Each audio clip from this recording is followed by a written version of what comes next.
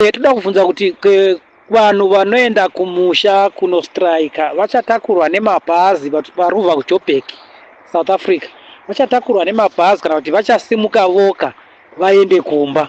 Kana vachizotakurwa nemabhazi, mabhazi acho achamira nechekupi, achasvika nechekupi kuti tiorganize vanhu vakawanda varoda kuenda kumademonstration. There are many people who want to go to demonstration. So toda kuziva kuti vachatakurwa nemabhazi here kana kuti vanhu vachangosimuka voka vaenda kumba? Nekuti tanzwa kuchinzi kune vamwe vachastrikira kunana Bulawayo, vamwe kunana Harare.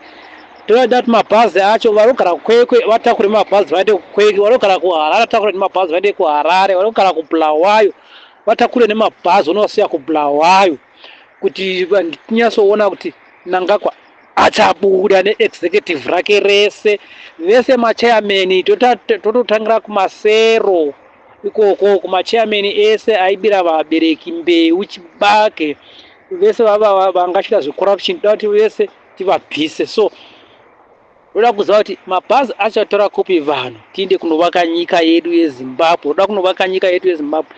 Mnangagwa now is the time kuti aende, itime yekuti aende paMnangagwa now nevanhu vake vese. Tazoshamisika nezviro zvichinzi kuchinzi weekend chivhayo adzoka futi kumusha, akuzochata futi kumusha, iyeyo kuchinzi akatiza.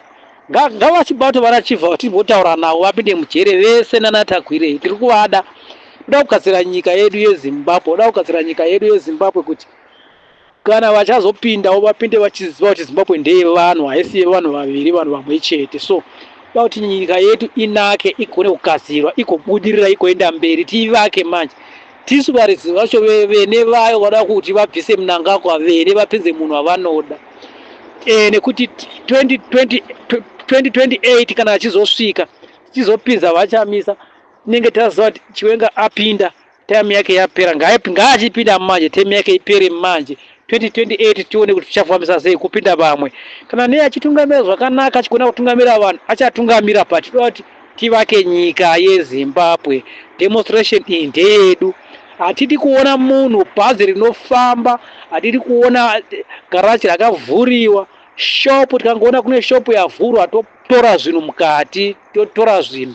Vanhu vese ngavavhare mashopu, vanhu vese ngavavhare mabhazi. Hatidi kuona munhu mudzimba, vanhu ngavabude vanomanya vastrike. Nyika yese yeZimbabwe, nyika yese, kunana Gokwe, Chirezi, Chirumanzi, Zhombe, Kwekwe, Gweru, Gokwa, uku kwese kunana Bulawayo, Nkai, Slobela, Gwanda, Bedbridge, Cholocho, Plumtree, vese vanhu vastrikire munzvimbo dzavo. Bulawayo strikire munzvimbo dzavo. Hatidi kuona munhu anofamba.